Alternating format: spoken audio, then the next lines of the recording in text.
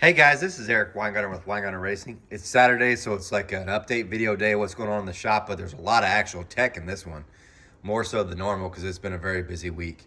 So we'll start with this. This is a set of ProMax LS3 heads, the small bore. Now they've got the large bore and the small bore. These heads I have tested on my 408 LS Dyno mule. You can go back and see it. Matters of fact, of all the heads tested so far, these heads have made the most power on my LS 408 Dyno mule. And you're like, wait a minute, what about those AFR Mongoose heads? No, these actually made more. Now, the reason why being is the chamber size. So the one I'm using on the LS Dyno mule it ended up being 57cc chamber, so it was 13-1. When I compare that to the AFR LS3 Mongoose head, it's 11-9-1. So that's the reason why it's better. It's up by, I think on the same cam, the LS heads have made 674, these made 681. So about 5 horsepower. But yeah, compression does trump flow. Anyway, this was something interesting was done. So this is a service I offer. So any of the heads you buy from me, I can do whatever I want with them. So if you like, hey, can you port the chambers? Can you redo the valve job? Could you put the spring package on? I can do any of that. But in this case, these are two different customers. They both ordered the small bore LS3 heads and both said, hey, go ahead and redo the valve job because, and please don't take me as knocking ProMax on this, but on their heads, I'd say 2 out of every 10 fail, as in they don't seal. And I'm not trying to knock them because they sell a ton of heads. So that's quite a few that are doing pretty good. And that's not just ProMax. I'd say a good majority of the manufacturers about the same way. So when you buy heads from me, it's best to pay me the extra $100 to check them. But in these cases, they're like, go ahead and redo the valve job. Because I said it'll probably end up flowing more. And then the second thing that I asked them was like, well, I could put 2 different valve jobs on. So I can put on my regular 3-angle valve job, which just seals, and it doesn't really pick up flow too much. Or I can put on my more aggressive valve job and then do the blending. Now the blending runs an extra $300. So the valve job is $300, this blending was another $300. So this is a $600 deal. You're like, man, I don't know if that's worth it. Wait till you see this. So this is how it'll look when it's done. So this is one and this is the other one. 2 different customers and stuff. Here's what's odd. Now in the past when I had ordered the ProMax heads, these small bore LS3 heads, the valves themselves that came in the heads had a back cut. Both of these did not have a back cut on the intake valve. I did not flow them without the back cut, and I should have because it would have killed everything. So because it didn't have a back cut, I thought, well, I'm doing the valve job, I might as well do a little experimenting. So here's what I've done. So a long way of saying this. On this one, I put a 30-degree back cut, but you can tell it's not very wide. And the reason why it's not humongously wide is because I didn't reface the 45. So hopefully the camera captures this better. But that 45 degree right there, if I reface more of the 45, I can remove the margin. That's this thick part here on the outer. And it'll make the whole 45 wider. And then I can make when I do the back cut, I can make it wider. Well, I didn't do that on this one. So I just left it like this. I didn't redo the 45. Come on, camera. There we go. Oh, it's doing its best. Anyway, I only made it so thick, so not very thick. And then I flowed it. I know, I'm sorry, I'm trying to get the camera to focus. It was doing great and I had to go and mess with it. There we go. Maybe. Anyway, so that's all the thickness it is. But then as an experiment, since I had 2 customers doing the same thing, what on this one I did was, this is the valve, and you can tell that its back cut is a little bit larger. So a little bit larger. And the reason why is because, like I said, you can see the margin's thinner too. Let me see if I can't put it more in the light. Yeah, see the margin's thinner, the 45 is the same, but the back cut's wider because I took away more of the margin because I refaced the 45, and that took away some of the margin, but it made me where I could add more back cut.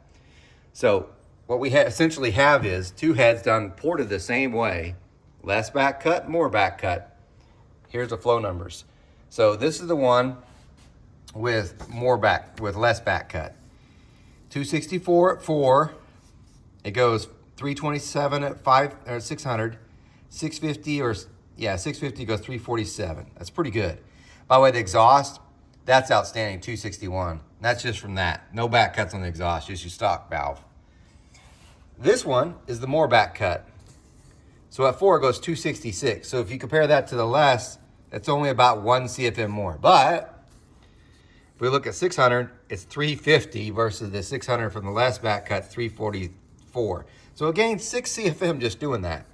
And then at 650, it goes 355 versus 347. So it gained a little bit. Now, can I say it's all related to the valve? No, because it could be just casting differences between the heads.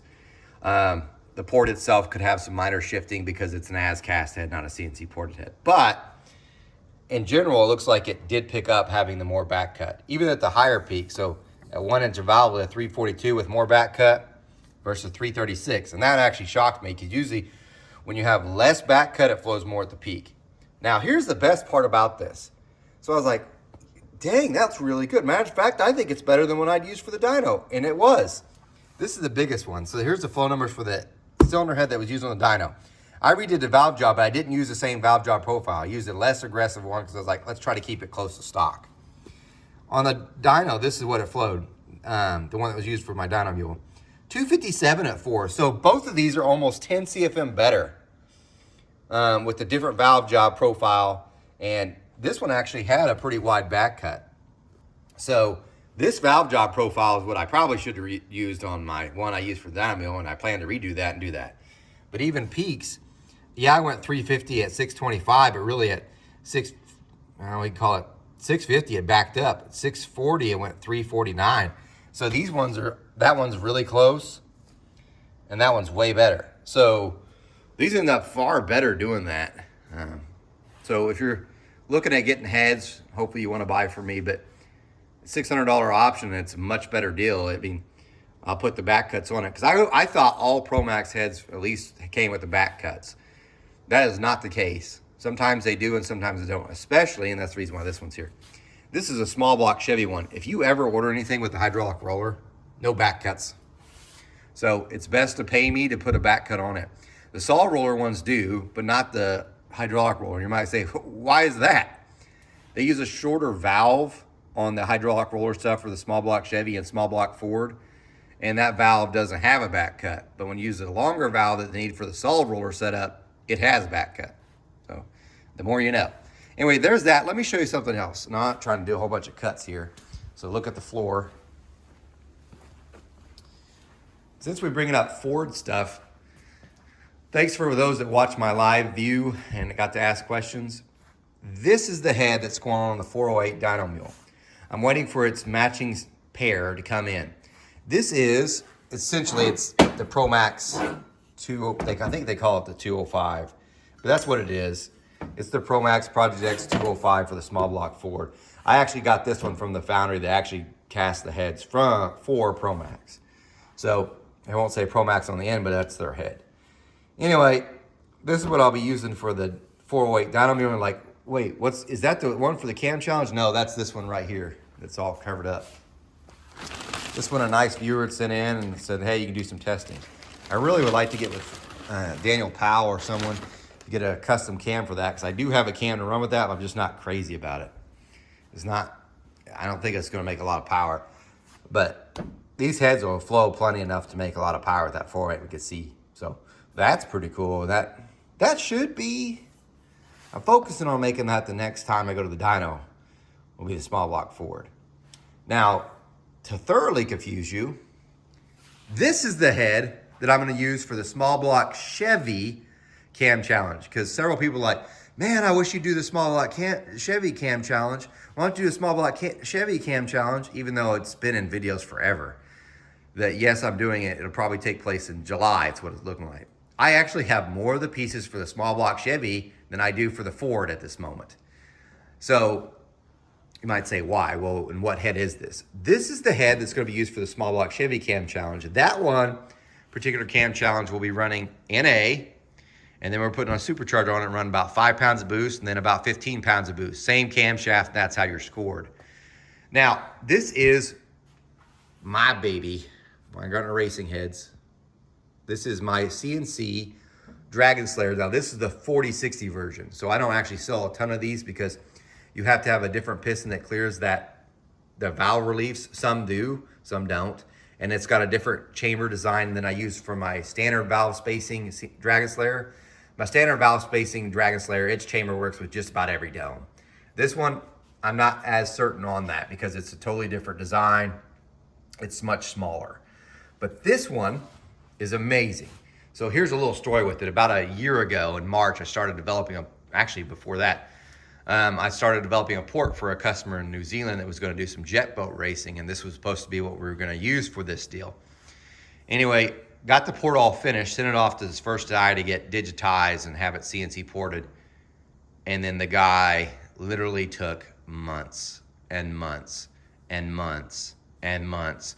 And what happened was the customer itself was kind of getting mad at me, and I don't blame him because I'm the end point for him, but I'm like, hey man, there's nothing I can do. I really am waiting. I'm at the mercy of this guy. All he has to do is get me the heads cut. Once I get him, I could get everything else done. And I kept getting delayed. The machine's down, blah, blah, blah, on and on. Finally in June, because I was like, I had it. I'm just going to drive up there. I'm going to get the head, and I'll just hand port it. The head got done. And so they sent it to me because I was literally like an hour from them. I was going to go pick it up, but they had sent it to me. And it's good for their part that they sent it, because if I'd come up there and saw it, it wouldn't have been a good conversation. And I got it back, and I was like, this is not at all. Well, this doesn't follow the port I gave you at all. It was smaller. It was like they had deflection. There were a whole bunch of things that just wasn't right.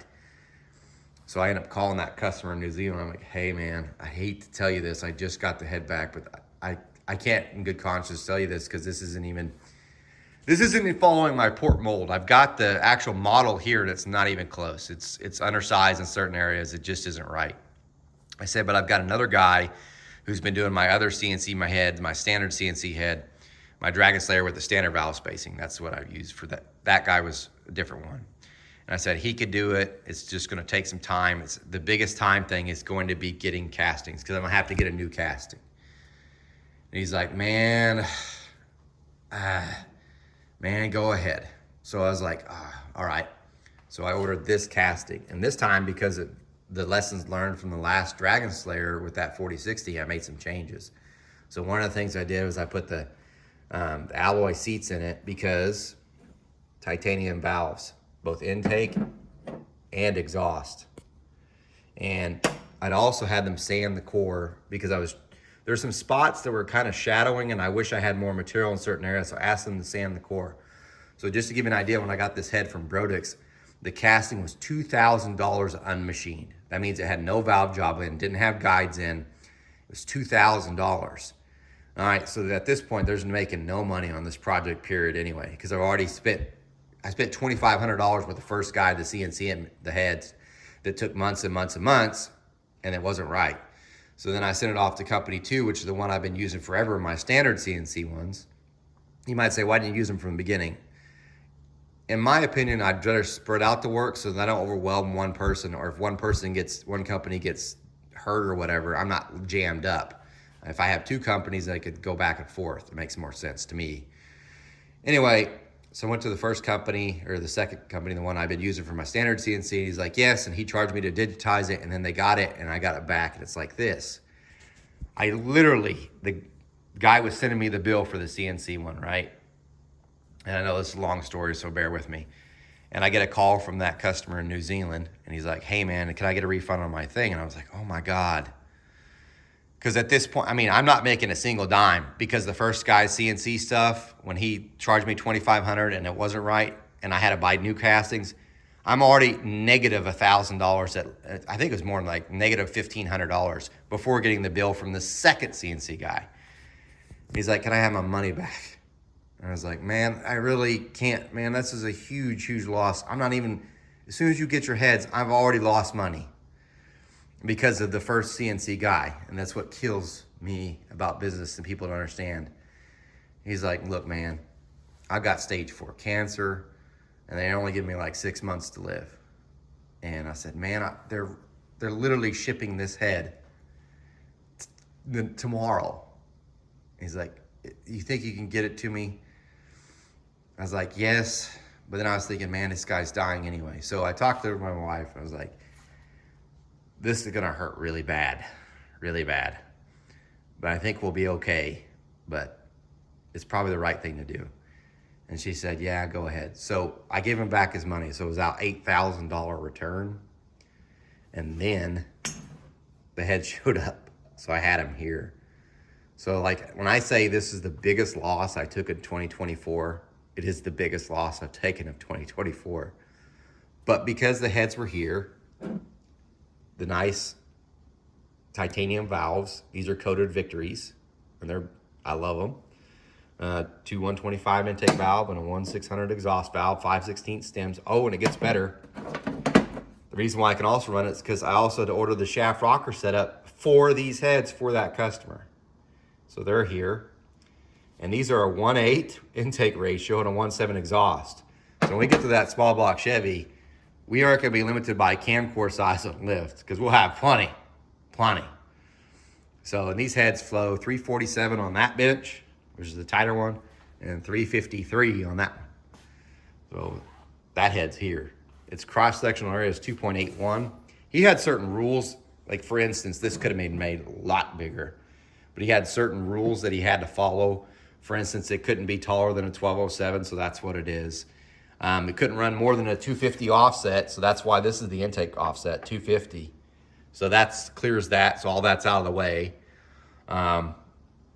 So usually I'd run like a 450 or something and make the pinch even bigger, but this was because of his rules, so that whole thing's here. But that's the head that's going to be ran. So I have the head, I have the nice titanium valves, the nice shaft rockers. These are Pro Series from Jessel too. The Pro Series Jessel rockers here. Yeah, I have the heads. And I have this. I'm going to walk you over again, so bear with me. Yeah, this is the mess. See all the heads? These are just ones to be washed. That's a box of crap for the Nova, or leftover parts from the Nova. These are boxes. These 3 are just heads that have come in. Those are ones that have to ship out. So, I know some of you are like, well, I paid, how come I isn't shipping? Usually I wait a little bit to make sure things clear, but I'm not going to FedEx every day. So I got tons of crap. Mondays are usually the day I ship. Summit was nice enough to send me a block to use for the small block Chevy cam challenge, and that's it. That's the Summit small block Chevy block. This is what's going to be used for the small block cam challenge. So Scat is supposed to, I'm saying that now because I don't have anything in hand, and getting people return calls is becoming a nightmare. But they're supposed to send me a rotating assembly for this. It'll be a 421, so we can put some boost to it, obviously, because we'll have more room with the piston. But this block here from Summit's nice. It'll be an 842 lifter, and you might say, why don't you use a 904? Because of the cam challenge, to keep things easier for guys, it'll be an 842 lifter, so you don't have to worry about the roller diameter stuff messing up your valve events. But that's here. So yeah, I've got more stuff for the small block Chevy than a Ford. The small block Ford short block from Kuntz is supposed to be in relatively shortly. The heads are kind of here, but they're at Kuntz. They're not done like the ones for the Chevy. But since I got all, see the cast iron stuff, by the way, is for the 383 that are doing dyno testing for. Ugh. Yeah, it's a disaster here. But I want to show you this. This is my son's Nova. We're getting close. I mean, close. I think tomorrow, because I usually work on his car on Sundays, and I work on Saturdays. That's Saturday. I work 7 days a week, but Sunday I work on his car. Usually I'll do one thing, finish up one thing in the shop that needs to get done, and then I'll work on his car on Sundays. The other days, it's all business. But it's really close. I think I'm about maybe a week away from firing it up. So there's the drive shaft's in it, so we're got a new drive shaft, certain length. I still have to use the fuel. The headers are on it. The exhaust system's here. I got to do some more wiring on some of the stuff, but it's close. So I was really worried I wouldn't be able to get it driving by the time he graduated, or at least starting up. I'm getting there, because check this out. Tony found me a bumper from a donor place in Wichita that matched this, because it didn't have a bumper. So great. And not only that, he found me this. Now, I don't know if it works, but this is the windshield wiper motor. So I'm happy just to be able to get that. It looks a little rough, but we didn't have one. because he's going to drive around, and obviously this is his way of getting him to learn how to drag race and have fun, and then we can start putting more power to it and go faster. It's got certified. I haven't got the cage certified, but it will certify 850s. The dash setup's kind of already there. It's looking pretty good. So just a little bit of wiring stuff. The carpet's on the way. I think it's going to be here today. I'll finish putting down the sound deadening mat tomorrow. You can always see I started in the back. But it's coming along. This is really getting close. I'm super excited about that, just for him. I do need a grill. Still have to get the grill because it's caved in. Figure out how to mount the bumper. But anyway, that's pretty much the sum of what's going on. There'll be more technical videos coming out. I get busy. But there's one more thing I want to show you, and that is this. I'll just tell you because I'll show you. Okay, so this ends all the technical part. This is just about my son, but I'm so proud of him. So last week we were at Bartlesville, and it's the Meet of Champions. And this picture you see here, him celebrating, this was actually at Frontier Valley. Which is amazing about this, he just finished the 500 and he went a 520. It's not even his personal best, but he had been struggling so hard that when he saw the 520, it was amazing. I should point out this. This kid cannot see for nothing far distances. So every time he gets done swimming, he looks up at the board and can't really see the times because his vision, without his glasses, he can't see far away. So it's amazing that someone, I think, told him and he saw it up there and he was like, yay.